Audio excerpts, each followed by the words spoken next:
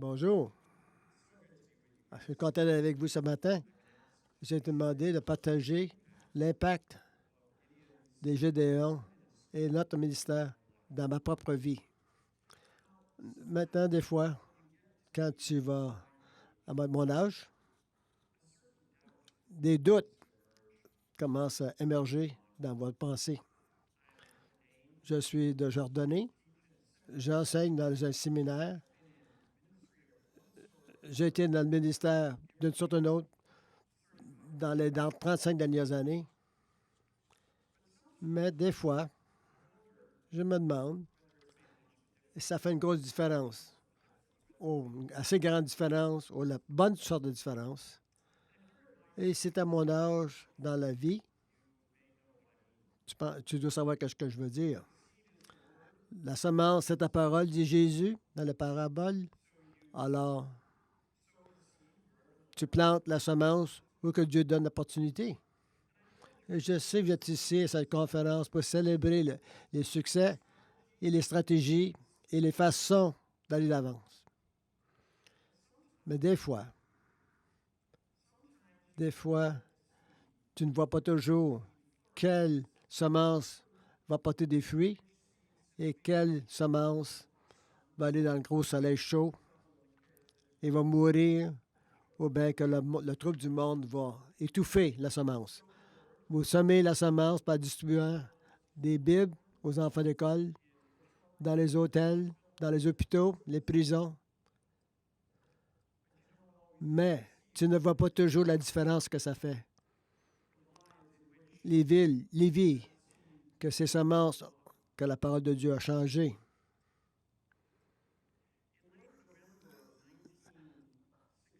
En 66, en novembre, j'étais en 5e année à une école à Edmonton, en Alberta, quand j'ai reçu la version King James du Nouveau Testament de Gédéon. Pas juste un régulier Nouveau Testament avec un couvert rouge, mais celui qui avait un couvert or en 67, parce que c'était une édition spéciale pour célébrer le 100e anniversaire du Canada. Alors, j'avais 10 ans. C'était en l'anglais King James. J'avais aucun intérêt dans les affaires spirituelles. Alors, je l'ai caché et je l'ai oublié complètement. Ben, j'ai dit le cacher. Il l'a pas caché, il l'a mis de côté. Maintenant, on va aller avant 10 ans. J'ai passé ma 2e degré à l'université, 2e année, à Vancouver. J'ai un petit problème. J'ai beaucoup de nouveaux livres, mais pas de bibliothèque pour les placer. Alors, j'ai fait comme tous les jeunes hommes dans cette situation. Je vais chercher 2 feuilles de planche, 2 planches de bois, et je me fais 2 bonnes étagères pour mes livres, quoi. Maintenant, j'ai un autre problème. J'ai plus de place pour les livres que j'ai de livres. Alors, je commence à chercher d'autres livres pour remplir les étagères qui sont maintenant vides, ou presque vides. Et en bas de ma valise, une vieille valise, il y avait un petit testament Gédéon de couleur or. Je vais vous dire aussi que dans le département de l'anglais à l'Université de Vancouver, Victoria, plusieurs des étudiants, même des membres des professeurs, étaient des chrétiens fervents. Ils avaient prié pour moi parce qu'ils savaient qu'ils pouvaient voir que j'étais perdu. J'ai ouvert ce Nouveau Testament Gédéon or et à l'intérieur du couvert, j'ai lu que tous sont perdus. C'était moi. Que Jésus était mort pour nos péchés. Ça, c'était la bonne nouvelle. Et que qui appelé par le Seigneur va être sauvé. C'était pour moi.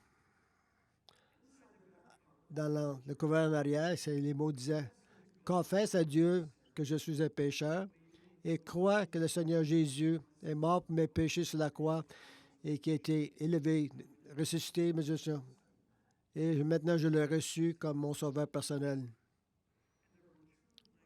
il y avait 2 lignes qui étaient vides pour un nom et une date. La diapositive, s'il vous plaît. Alors, le 24 mai 1976, j'ai signé mon nom en arrière de ce Nouveau Testament, l'édition centenaire, et j'ai été profondément converti. C'est-à-dire, j'ai conduit un voyage, un truck pour de Landry, pour la buanderie, pour ramasser les draps des hôtels. C'était un job de thé, quoi. Comme un anglican, toute ma vie, la seule musique chrétienne que j'ai entendue, c'était des groupes qui s'appelaient les Canticles. Alors, c'était des cantiques, des hymnes, des vieux chants. En tout cas, c'est pour les Anglicans, c'est des vieux exemples. Je ne savais pas tous les noms, des mots, mais qu'est-ce que je peux me rappeler, c'est que je chantais avec toute ma voix. Dans mon camion que je conduisais dans la ville, quoi. Parce que je savais que Dieu m'avait donné quelque chose de nouveau en moi. Ça fait plus que 40 ans de ça. Est-ce que le chemin était facile depuis ce temps-là? Vous n'avez pas aucune idée comment dur ça a été. À travers ça, j'ai été dans le désert, quoi. Ça a toujours été de manière que, même quand je marche avec le Seigneur, non, ça n'a pas toujours été facile. Mais Dieu était bon. Il était fidèle. Toutes ces années-là. Un jour, dans sa présence, j'ai prié que je rencontre qui était responsable pour mettre sur le Nouveau Testament, l'édition 77, celui-là dans mes mains, là, dans la main d'un jeune garçon qui n'avait aucune idée de ce qui avait été reçu. Je voulais lui dire qui que c'était, que même si ça mense que la parole de Dieu avait été passée là, 10 ans sans fait effet, ben dans l'attente du Seigneur est venu de prendre place, de grandir et apporter des fruits 30, 60 et même 100 fois. J'espère. Parce que des fois, je me demandais si ça va vraiment produit. Ça a fait une grosse différence dans mon ministère. On marche dans la foi après tout, pas par la vue.